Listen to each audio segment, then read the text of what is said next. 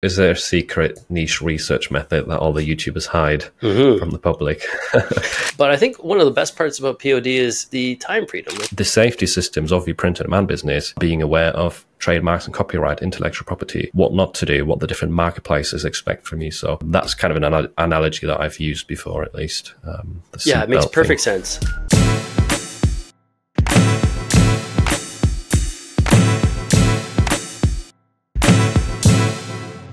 What's up and welcome, folks. Jay here again with another seller spotlight. I know it's been a while and I am sorry about that, but we had some technical difficulties with the entire relocation here to Belize. But 6 months later, I'm excited to get back to it. And our first guest to kick off the next round of interviews is none other than Philip Anders. How are you, Philip? I'm really good. Happy to be here. Thanks a lot for having me on.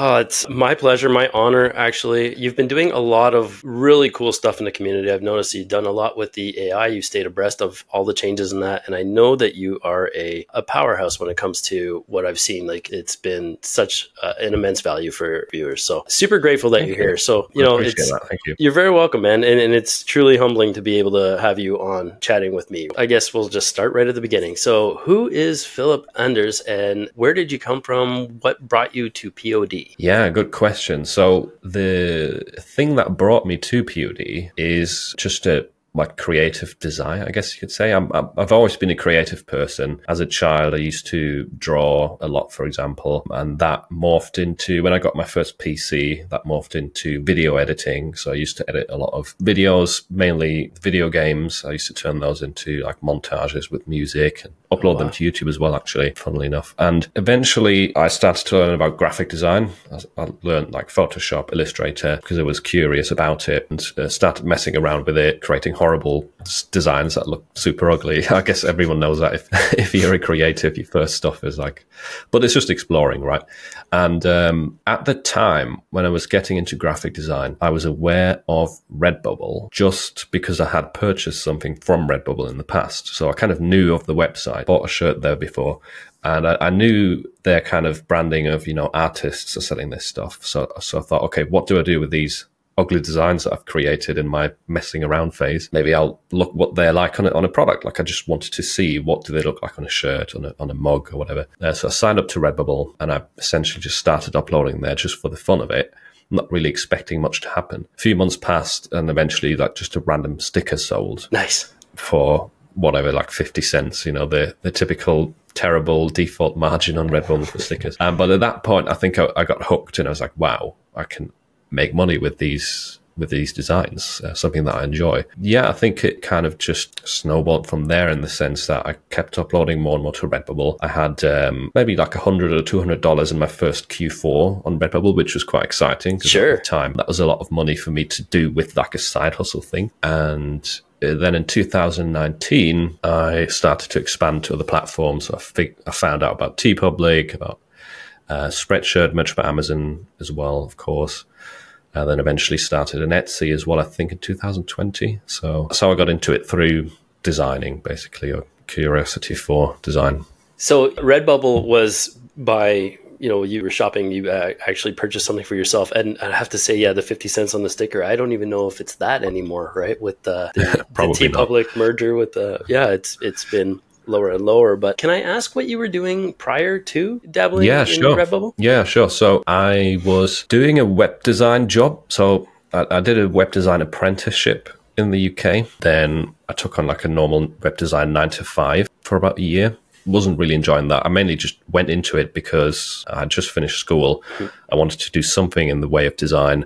Web design has the word design in it, but there's a lot of coding attached to it as well, which no one tells you before you start. So yeah, I didn't really enjoy that as much. It was more of a restricted way to design things. And I also didn't really like working in an office with salespeople. And yeah, so that's what I was doing job-wise. And on this side, with the whole graphic design aspect, I was also doing logo design. I did have a few logo design clients. That was kind of an interest of mine, which was testing out, but ended up not enjoying enough to carry it on. So yeah, that's basically web design, logo design, and then morphed into this. So you kind of hang on to or you built up a little bit of freelance as you were building your prowess with the POD, I guess? Yeah, in a sense. I was also, one thing I forgot to mention, I was also still doing the video editing a bit. Right. Okay. So I had a few clients there. And yeah, that kind of helped transition from web design to this, because there was definitely a gap where I was out of a job and I just had some like freelance projects for the logos, for the editing, whilst print on demand that was kind of my passion, but it was doing barely any money. So these other skill sets did help me kind of in that gap where POD was really slow. Nice. So it's funny because like a lot of people just think that, you're on YouTube and you're talking about print on demand. Obviously you're successful. And it's kind of funny because a lot of people don't understand that we haven't, print on demand wasn't, in my case anyway, the vocation of choice per se, right? I've always been into designing t-shirts and that sort of thing. But like you say, you get into these, I guess, pitfalls of doing something that is related to what you've paid for your education. And, I dabbled in HTML back in the day. And as a visual, right brain, left-handed designer myself, it's ugly to stare at that black screen with the white text. And you know what I mean? Like when you're doing certain kind of coding, definitely. You don't get that satiation of that visual appeal, right? So I totally understand that. I always found like you want to make something look a certain way, but you have to be staring at the text, and then you try so many different things. But like if you had to do it in Photoshop, it'd take 5 seconds. It's horrible. Yeah. It's like the opposite of what a design-minded person wants to do. Totally. And it's funny too, because a lot of people just seem to think that, I'm a graphic designer. Okay, but what does that mean for you? Do you design like UX graphics? Do you design something that is meant to be clicked on, like, web graphics? Or do you design for print? Because they're completely, and I'm of a frame of mind where now with AI and stuff, and things are kind of overlapping and melding and meshing a lot more smoothly than they had in previous years. But 10 years ago, you couldn't be really a really good print graphic designer and a really good web graphic designer. And typically that's where the two would butt heads, right? Like it was very tough to be great at both. You could be decent at both, but very seldom did you have one who was great at actually both. Yeah. Well, I wasn't very great at web design, so I can attest to that. Yeah, no, I was terrible with the coding too. That said, now you're into POD. You've had it's funny too, because when you leave what you were quote unquote trained to do, there is that gap, right? So you did, sounds like similar to what I did, and fill that gap with some freelance stuff in between, right? Just to kind of pay the bills and put food in the fridge, so to speak. Barely. Yeah. Yeah, barely. Is there a part of POD that you love compared to the freelance? Like, were you working 80 hours a week? Was there like, a part that you hated? Because for me, it was like, oh my gosh, I'm working now 80, 90 hours a week. I never thought it was going to be this crazy doing the freelance thing while hoping something kind of ballooned. But it's getting those notches under your belt as a freelancer, because now I have to build a portfolio of logos that I've done in order to be able to charge what I'm worth, right? Yeah, it's just something that kind of made the difference. For me, I think print on demand feels a lot more free if you compare it to freelance or being employed as a web designer or stuff like that, because you don't really have a boss or a client that is kind of trying to skew you into a direction or wants to see something specific. You don't really have anyone to answer to. Of course, we've got to follow certain rules and regulations, but I can pretty much create things that I want to create without someone telling me I shouldn't do it this way, I shouldn't do it that way. And yeah, that's definitely part of it. I didn't work 80 hours a week as such, but I think the client-based work just wasn't really for me, and I prefer kind of this self-employed nature of doing your own thing most of the time, at least. So is that the best part of POD for you then? Like you just mentioned prior to hitting the record button that you had just gotten back from Scandinavia, Norway, was it? Yeah, I was in Norway. That's part of it as well. You have the freedom of like traveling and doing things in your own time rather than having to answer to a boss who says, who kind of makes you feel bad for going on holiday, even though you're entitled to it. That's another thing, that I definitely don't miss. Is it the best thing about print on demand? I think that's one of the best parts of it, is the freedom that it can give you, for sure. Also, the fact that the work is not necessarily linked to your time. I know some people would call it passive income. Some people are kind of against that term. It does have the potential to be passive, right? That's not to say that it doesn't take any work, but it tends to be the best way to visualize it maybe is that with print on demand, you typically have a lot of work at the beginning, the first year or two, and very little income in comparison to the work that you're putting in. Whereas with time, this can shift where your work input keeps getting lower, but your income keeps getting higher, and it stays high even if the work is low, which you don't really get that with a 9-to-5 or a freelance job where you've got clients. You're never really going to get to the point where you have like little to no work input and the income stays at the same level. It tends to be more the opposite. The higher you rank or whatever positions you get into, you have more and more responsibility and more pressure and stress.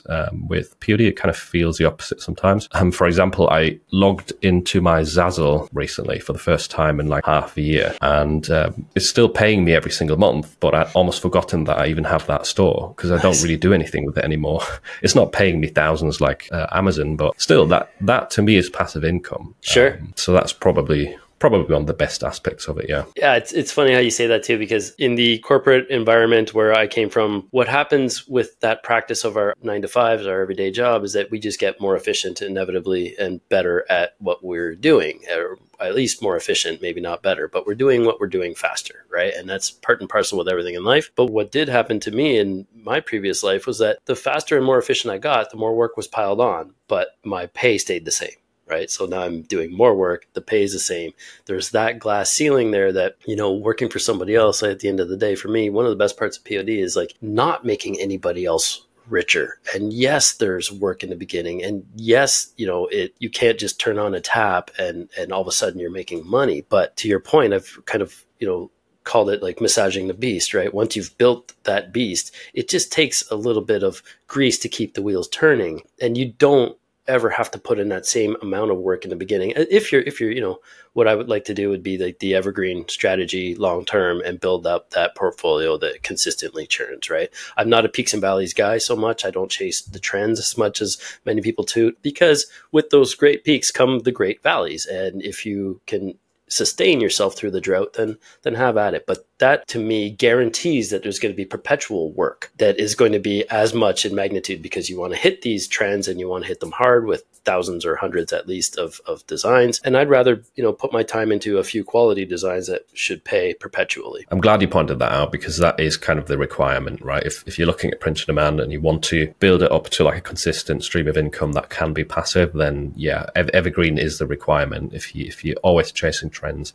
have their place for certain situations or scenarios, but if you're always chasing trends, that's not really going to happen. It's not going to be passive. Yeah, I'm glad we're on the same page that way. It's funny because sometimes you just see people saying like, trends, but like at the end of the day, do you want something? Do you want your business to be a business or a kind of like a part-time money maker, right? Because if you are chasing trends, you have to be first, and you have to be arguably bringing something new, which would put you on, part and parcel with being the best at the same time, and then being able to, again, ride out those droughts. But I think one of the best parts about POD is the time freedom. Like you said, there is that passive element, right? Like you wake up and there's sales. You can't beat that.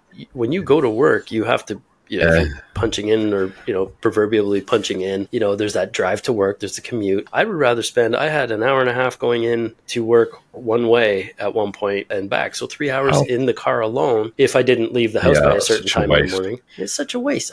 I'm working 3 hours a day, it feels like now, on my print on demand business.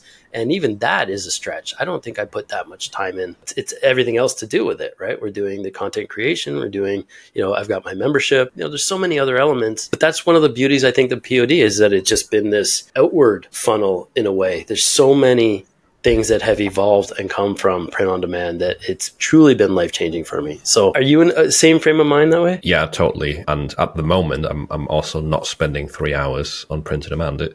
It's seasonal. It depends. I've got all my slots filled on Amazon Merch, and that is my priority. So because they're filled in, I don't really do much at the moment. I change the ads every now and then, or maybe publish something to Etsy here and there. But yeah, that's about it. Are you a night owl, or are you like an early bird? I've shifted. I've always been the night owl, but since moving here, we have a big black Great Dane. So apart from the heat, he gets hot really quickly. By 9 or I'd say 8 a.m., it's like 35 degrees with a potential humidex of 38, 39. So it gets hot. We started walking him at 6 a.m. and then we backed that up to 5 a.m. And I've been slacking this week. It's been a crazy week, so it's just been my wife walking the dog at 5:30 in the morning. But we're up now early. So we're tired also by very early. 9 p.m. Well, that's another point, isn't it? What I was trying to say there is I'm a night owl, and I think it's a blessing that this business model, again, enables me to have the freedom of just saying, okay, I'll just sleep until 10 and I'll work later, because I actually enjoy working late in the day. and to have that freedom to move around your schedule however it suits you. The opposite of that would be that you have to stick to whatever the boss wants to do, right? Or whatever the business's opening hours are. And it doesn't really matter when are you most energetic for the work, when would you rather wake up and go to bed. Like, yeah, that is another aspect of it. That's a huge one too, because like maybe you are more effective at night, but you've never been given the opportunity to work to your, to your peak set hours, right? You've always had to live by somebody else's schedule. I can't stress to anybody enough, if you've never dipped your toes into print on demand, try it. You've got literally nothing to lose at this point. I mean, we talked about your transition from the 9 to 5 to building up your freelance portfolio of clients to starting to make real money on print on demand. You are almost now at 100,000 subscribers, which is no feat in its own right. It's, was there a point, do you feel like you've made it? B, was there ever a point where you feel like you've made it? Or is this kind of something like a Canadian analogy is where we say we move the goalpost? So once you've hit that goal, do you feel like the goalpost is being moved again and you're looking for the next target? Yeah, definitely. I mean, most of the joys, and it's not about the pursuit of happiness, it's about the happiness of pursuit. So finding a new challenge that you can work towards is way better than just, becoming stagnant and just saying, okay, this is it now. I don't feel like I've made it. Like, obviously I'm very happy with the position I'm in, but depending on what made it means, I don't know. I don't feel like I've achieved everything I want to achieve in life in general. So yeah, I've still got a lot of work to do. And it's what I would say though, is that I did have a kind of a turning point with print on demand where I noticed, okay, this is going to work for me to the extent where, it does replace my original income. And that was during the later half of 2020. Got a really old video about this as well, actually, where I share the first month where I hit $1,000, and from there it kind of just kept going up. Amazing. But it took a year and a half, at least on Amazon merch, to get to that point. So that's a really old one, which kind of shows that moment where I felt like I made it with print on demand, because I finally felt like I broke through that ceiling of, I don't know, a couple $100 a month, where I think a lot of people find themselves being stuck, at least for the first year, right? But yeah, there's definitely still a lot of goals in the print on demand world and other spaces that I've kind of added on top of that since then. I can see the resiliency in what we do, right? Because you have to keep at it with bearing zero fruit, like you said in the beginning. It's a lot of work in the start with no pay dirt, with no money coming in, right? It's like it feels fruitless, but once it starts working, you realize that, and it's just a testament to resilience and not giving up and wanting to get out of that 9 to 5 bad enough to continue to pursue your own thing. So that to me was probably one of the best parts about it. It was so much work in the beginning, but it was my own work, and just the pursuing the idea that I could do this on my own and I didn't need to rely on anybody. And then one day, hopefully, I'll be able to go on a trip for a week or 2 or 3 and not worry about my seniority or have to book it, at the worst possible times of year. Like Canadian summers are really short. Those are, we talk about the best parts of POD. There's so many. So you alluded to something about a milestone you had just hit or are about to hit. Yeah, I just checked my sales this morning on Amazon, that is, all-time sales, and I've just surpassed 50,000 sales, actually. Nice. Which that is a number that when I started out, I'd never thought I would hit. Like, I remember watching videos, I think in 2019, 2020, when I got into Amazon merch, I was watching someone called Merch Campus. I wonder if some people know his channel. If so, say in the comments, because he's one of the OG, I think, Merch by Amazon channels. Doesn't post content anymore, but he was he in like tier 8,000? I remember watching a video where someone was like tier 8,000. I was like, wow, that's crazy. Yeah. And to think that I've surpassed that now is still crazy to me. And there's so many people who are way further ahead, getting way more sales than me. But to me, that's an amazing milestone, and I'm very happy about it. And one thing I want to note there is that I'm still in tier 40,000. So technically I should be in the next tier, but I've been in this tier for like 3 months. So it's the same for everyone. Like, sometimes it's very, very delayed, the tier ups. What about you? Which tier are you in? I'm only in tier 8,000. Yeah. And I've only got 1,600 designs up. Just hit. 1,600. Oh, okay. Yeah. So I don't have a lot listed there, but I've been able to transition a lot of my designs from the Etsy. Etsy's been my bread and butter before merch for a while. So I've been able to take a lot of my best sellers over there and slowly transition them to Amazon. And it's panned out. It's a lot more crossover now. There was a time where I think the Amazon merch customer and the Etsy customer were entirely two different beings.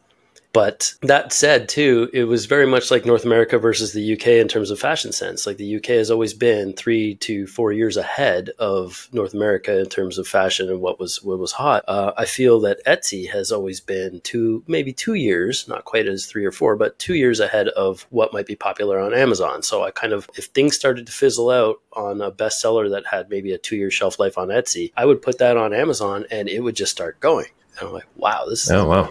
Yeah. So I've cool. slowly transitioned the portfolio over there, and I'm, obviously still creating new stuff, but not in a way that is that I feel constricted or bound to my desk or anything. So what do you find has worked? Like we talked about evergreen design versus chasing trends. So is there a way you do research for evergreen design that you think maybe people should know? Is there like some secret trick or hack? Everybody's always tooting like these secrets to it, other than putting in the real niche research, right? Yeah, that's true. Is there a secret niche research method that all the YouTubers hide from the public? I don't believe there is. If so, please tell me. But I think there's not necessarily one like best way to do research. I think there is many different free and paid methods, and you are going to have to test a few and figure out which one works best in your case. Because I know, for example, Adam Young, who's also got a YouTube channel about print on demand. He loves this research method with random words generator. So he's got a website where it generates random nouns, for example, just random words. And if one kind of sticks out to him, he puts that into the Amazon merch bar. He uses AMZ suggestion expander. I use it too. It just looks what's being suggested. Yeah. So that's a free method in combination with that word generator that finds you a lot of new ideas. And we did like a 1 hour video using this method, and we found a lot of low competition evergreen niches, especially during the later half. The first half an hour, we didn't really find much. We couldn't get any momentum going, but then towards the end, we kept finding more and more ideas. So that is a free way that it's very, very traditional. I think most people have heard about that method of using the search bar and just kind of going down a rabbit hole, looking at different shirts and looking for new ideas in the title that you perhaps put back into the search bar, and that can work really well. There's a paid tool which I've really grown to like, and again, you don't need paid tools, but they are an option and they might work better for you than some of the free methods. So Flying Research has a fairly new feature, which kind of the best way to explain it, I think, is imagine ChatGPT and you type in what are the most popular dog breeds in America, right? ChatGPT is going to give you a list ordered from most popular to least popular. But imagine that, and you also get, first of all, the search volume for each dog breed on Amazon and Google, and how many products are indexed for each of these dog breeds. Well, that's what Flying Research has as a feature. So not only do you have the power of AI to give you lots of new ideas, you also instantly get how many people are searching for this and how much competition or how many competing products are in this niche. And this way you can get tons of ideas very, very quickly, and you can see, right, does this have a lot of demand? Does this have a lot of competition? Because I think that is where a lot of people struggle. It's not finding niche ideas. It's validating those niches and figuring out, okay, should I create designs here? Should I not? How do I read the niche? How do I understand, right, this is something with potential that can move into, or this is either dead, like there's no demand, or it's so competitive, I'm going to be buried on page 1000. That's a great point that you brought up about the demand, and I'll have to check out Flying Research. I'll hit you up for an affiliate link, of course, if you said it was paid. That's two things there is like, I think it's imperative that people learn how to use the free research methods, like what's available to you. Don't feel that you have to use tools to get where you were. I didn't use tools in the beginning, and I'm sure you didn't either at one point, right? We just A, couldn't afford it, or B, didn't even know they existed. But I think it's important to be able to find the data on your own and like learn how to validate a niche and do the research yourself and see if there's any kind of demand there. The tools conversely end up giving you a very quick snapshot of the data, but you need to know how to decipher it in order for it to make sense, right? I think the tools just make they're shortcuts at the end of the day. And I think it's great if you know what to do with that information. If you don't, it's just a bunch of data that you may not be able to leverage, right, to the best of your ability. The one thing you mentioned was was validating demand. And I see that a lot too, is like people focus, I think, in personal opinion, and there's all kinds of, different ways to win out there for sure, is that people put a lot of focus, or almost too much focus, on low competition. And, they neglect to validate the demand, because in my opinion, and from my experience, low competition often can mean very low demand as well. So is there like a threshold that you have in terms of competition versus demand? Is there somewhere where you say, well, that's too low demand or not enough competition? Yeah, so typically with the demand aspect, if you're talking on Amazon, we're looking at the BSR rank, right? That's one of the primary indicators. You can also look at reviews for demand. And if you're looking at a niche that is low competition, as an example, it has less than 1,000 search results, so fairly low competition. And all of the shirts, or most of the shirts that you're seeing on the first page, they either have no BSR, so rank not found, or the BSR is above 1 million, and there's only like a handful of listings that have reviews, and they only have a couple of reviews, maybe 10 max. Yeah, that's a low competition niche, but there's not enough demand. Sure, you could enter it and maybe get one sale a month, but I wouldn't really focus on that sort of niche. If so, only test like 1 or 2 designs. Like it's very clear that the demand is not really there, and you might be able to rank high organically, but if the top sellers on the first page are only getting like a 1 million BSR or no BSR, then there's not really any demand there. Ideally, one more caveat there is do you want to get sales organically, or do you want to push ads? Because if you have access to ads, if you've got some budget to test, then sure, you can also compete in more competitive niches that have high demand, high competition, but it's going to take some advertising knowledge, some patience, and some budget as well. But if you're in the lower tiers, or you don't really have the budget for ads, then try and find low competition niches that have decent amount of demand, like low competition, medium demand. Those kind of niches are ideal, because again, they might have 1,000 search results or less, but you're seeing BSR ranks around the 500,000 mark or less. You're seeing quite a few listings with higher reviews. In that case, it's going to be a lot easier to sell organically than it would be if you put up a teacher design, just a welcome back to school or first grade teacher, which those have a lot of demand, especially right now with back to school, but there's also about 50,000 other options to buy. Yeah, absolutely. Yeah. It's a good point you mentioned there. I did watch one of your videos, and to folks watching, go subscribe to Phil's channel if you haven't already. He's less than, or just about 2,000 away from hitting that 100,000 marker. So make sure you please go do that. Oh yeah. No, I'm excited for you that way, because again, no small feat. I did watch one of your videos last week, I think, or the week before, about the Tamas method of his ads.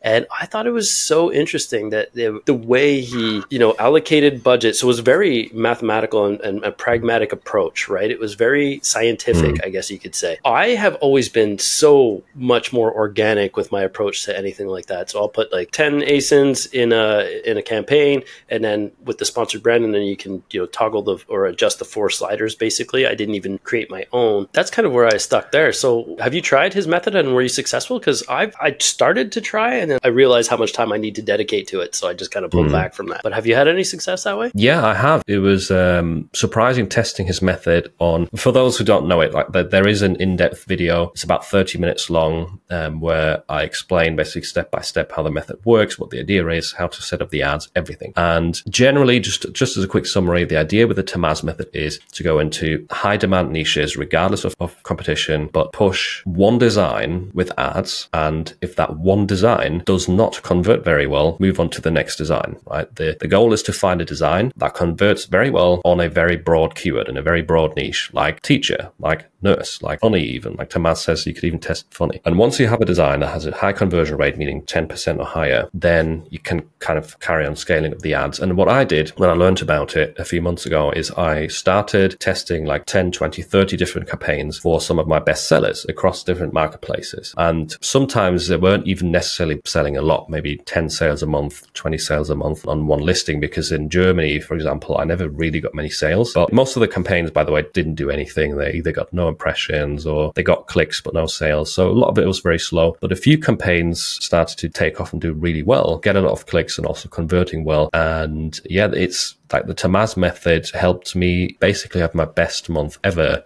in June. June this year. Yeah, it was Awesome. in terms of, don't know if it was the best in terms of profit. It was at least second best in terms of profit, but it was definitely the best in terms of the amount of sales. Because one idea of the method is that you price lower, not at $19.99. You ideally want to price around $14, $15, $16 maybe to increase the volume of orders. You're trying to achieve a high volume of orders because that is important to the Amazon algorithm, because the more sales volume and the higher your conversion rate, the more you're going to get organic sales on top of the sales from ads. Definitely felt that, because I had days where, yes, I was maybe getting 10 sales from ads on a listing, but on top of that, I could see in my pretty much dashboard, I was getting, say, 20 organic sales on top, which is crazy, but you have to get to that point with the design of the listing that resonates very well in a niche with high search volume, with high demand. What piqued my interest with that video particularly was going after the bigger niches, right? And testing the high ranking, high search volume keywords. That's kind of where I put my bread and butter. It's been like tacos, cats, and birthdays were my top selling niches of all time. And there's literally like hundreds of thousands of designs out there, right? So I've never shied away from competition that way, but it does take ad spend in a lot of the time to get that foothold, right? And then again, if you're going to slip in the rankings, that ad spend can bolster kind of what you've built and put you back up top. The part where I have to make it make sense is if I'm going to put ad behind something, but then price lower, because then you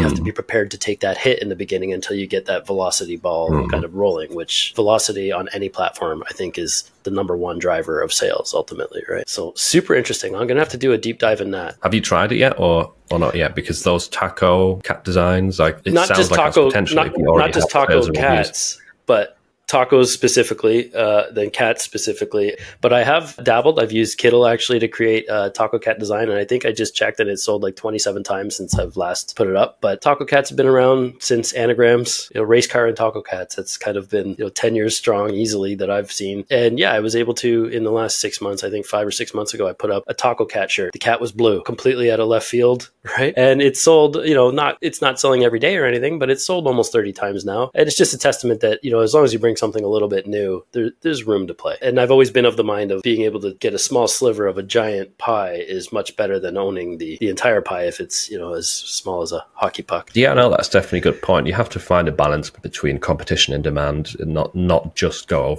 after the lowest competition possible if there's no demand. You have to understand both sides, I think, and then spend some time analyzing and validating niches before you just throw up a lot of designs and hope for them to sell. It's not the most fun aspect of print on demand, at least in my opinion, but it's a requirement. I think niche research is kind of the foundation for most people. One phrase that I like to say is you can have an amazing design with amazing SEO in the wrong niche going to get sales, whereas the other way around, if you have terrible design or like average design with an average listing in a really good niche, you are going to get sales. So yeah, put niche research first if you're struggling to get sales and you think your designs, your quality is up there. I've said that 1,000 times, but if you needed to hear it again, you just heard it from Philip Anders. Niche research is number one. It is absolute paramount. It's the foundation on which, your POD house can be built. So I just mentioned Kittle there when you asked about the Taco Cat. Do you have favorite AI tools? I know you do a lot of AI instructional videos and stuff, and you've probably dabbled with I'd say 20 or 30 different forms of AI. Do you have any favorites? Yeah, so the favorites definitely change with time because the tools change so much with time. At the moment, my favorites, Kittle AI definitely, because it's using DALL-E 3, which I think is one of the kind of more applicable ones to print on demand in terms of its style. But Kittle has made it a lot easier to create print-on-demand graphics with DALL-E 3. I think if you're doing it in ChatGPT with DALL-E 3, it's not as intuitive and you have to convert the files and remove the background somewhere else. There's so many things to it, whereas Kittle has made that very streamlined and easy. It's all in the same tool. I've heard as well that they've dropped the price for the entry-level subscription, so I think that is a great one to start off with. Ideogram as well, that's one of my favorites at the moment for multiple reasons. One, you can use it for free. They're kind of making that harder and harder. I think you can only get 10 prompts a day now, which is a shame because you used to be able to do quite a lot per day. But still, you can get access to it for free. And it is very accurate when it comes to text. It is the most accurate AI tool when it comes to generating images that I've found. With text accuracy, it's not always perfect, but that is a big bonus. And it's also easy to find print-on-demand prompts for that tool in the Explore page. Seems to be a lot of people creating graphics in the print-on-demand space, and that is a big bonus because I think for most people the struggle is, what do I type in, and finding those prompts easily for POD graphics definitely helps. Yeah, and if a lot of PODers are using that platform, then it's educating the GPTs inherently anyway. So I guess that helps it get smarter faster. That makes sense. Awesome. So those are the main two, you think? Are you using like Midjourney or anything like that? I've started using Midjourney a little bit again recently. They have made it easier now. With Discord, it wasn't very intuitive. They do have an alpha now web-based of it being web-based, which makes things easier. That was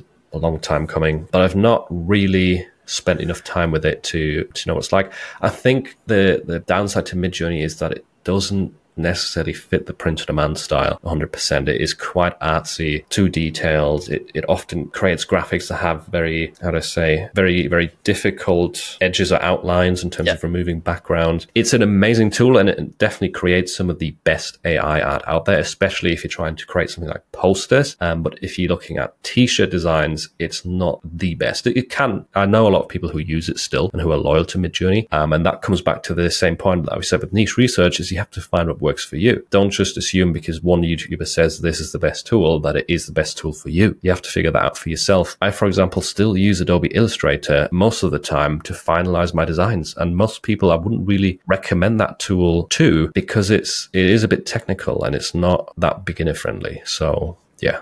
Yeah, old habits. I'm still Illustrator through and through. I use Kittl for a lot of designs, but if I'm doing something that I have to recreate any part of it, I've just become so fluid with the pen tool, and I'm not even talking with a tablet. I just know it's been so long. It feels like a part of my soul, right?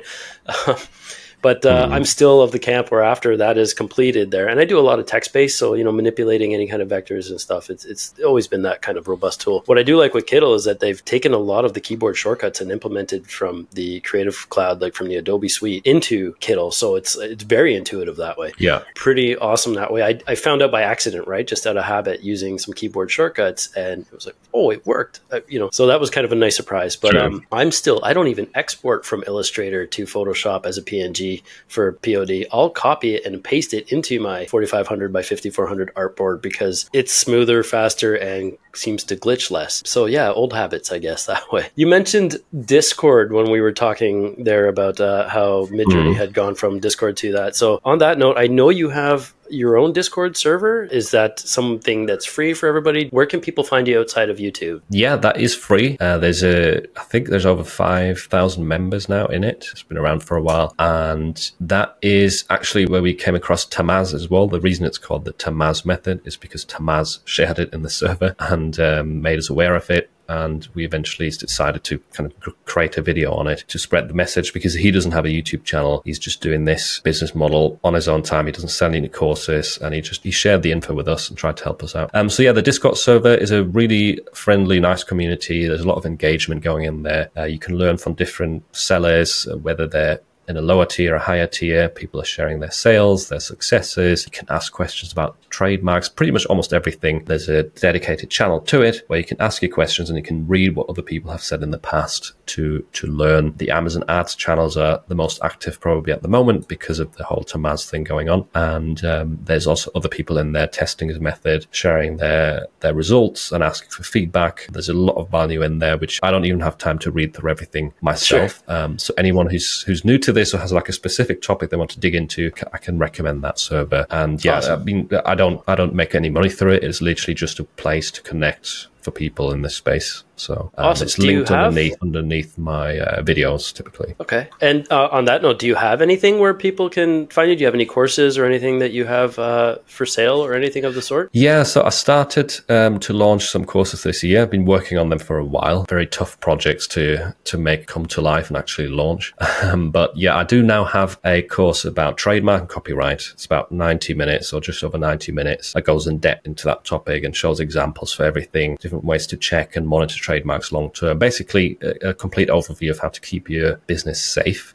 Because if you don't, that's another sort of foundational topic. If you don't know anything about it and you just kind of start randomly uploading stuff, you can very quickly lose your accounts before you even start getting sales. So that is one course that I've launched a couple of months ago. And I just recently launched a niche research course as well, which is kind of like a masterclass of everything you need to know, starting from the principles, the different niche research strategies, the different tools, both paid and free, and the niche validation aspect of it as well. So that launched recently, and that's all on my website, philipanders.com. Awesome. I will link to absolutely everything down below. So make sure that you go check those out. I actually just had in my own group, we had one of my long-term IP lawyer of mine that I've been using. He came in and did kind of a Q&A inside my group, and it was eye-opening, but it's such a dry topic that people just seem to pay it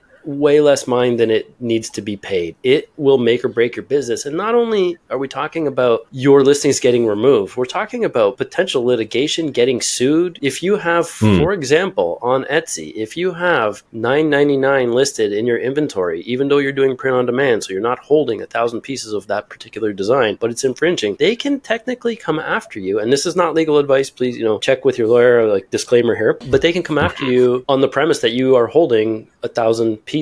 So times $20 or $25, right? Yeah. So it's ultimately, it's pretending you're alluding to the fact that you have 1,000 pieces in inventory, so they can make you destroy those pieces. And if you can't prove it, then you'd have to buy it out. I only know because I've infringed once upon a time when nobody's perfect. I was learning to. About 10 years ago, I got a cease and desist, and it was like, we need proof that you have removed all 800 whatever listings you had. I'm like, how do I prove that I've destroyed this product? At this point, I'm like, I don't have this product. And then tried to explain to a conglomerate's legal team what print on demand is 10 years ago.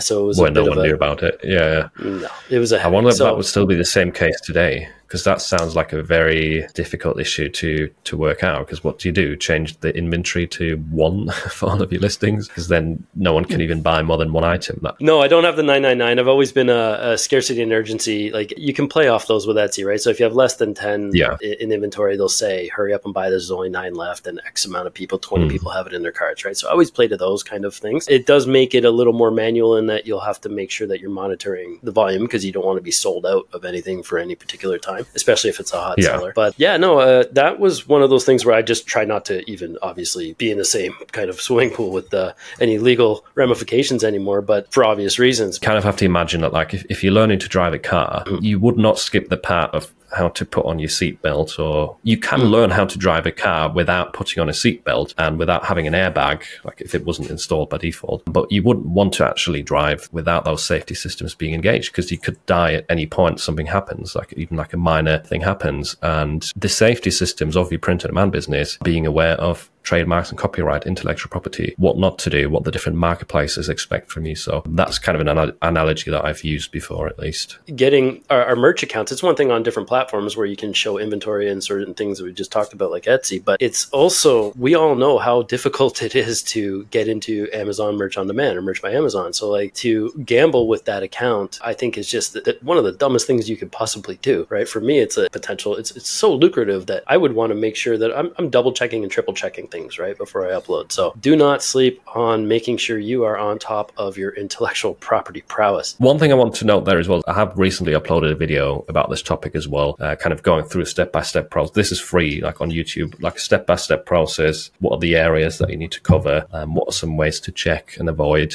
trademark infringement? So it's not like you have to take the course in order to know all this stuff. The course just goes further. It goes more in depth, shows more examples. But I do have like a couple of trademark videos. One of them is very old and a bit outdated, and I wouldn't really agree with everything from that anymore. But there is a recent one that I uploaded like 2 months ago as well. So apart from the IP tips, I guess, and the necessity of learning that stuff, we are almost 2 months and a week away from Q4. Do you have any tips or advice? We haven't really started talking about Q4 advice yet, but being 2 months away, today, what would you say to somebody, your best piece of advice to, or a few pieces if you have, to get ready for, the impending Q4? Yeah, that's a good point because it's coming up soon, and it is, some of it would be the same advice that we gave earlier with the evergreen niches, but I think especially if newer people are watching this, you might assume Q4 Christmas shopping, like try and design something that's Christmas themed. If it's only for the holidays, I wouldn't really spend too much time on it. Yeah, you can maybe make you could turn an animal or a tool or something into like a Christmas themed design and kind of increase the sales that way through Christmas. But I would personally focus most of my energy on evergreen designs that can sell the entire year. For example, create designs for a dad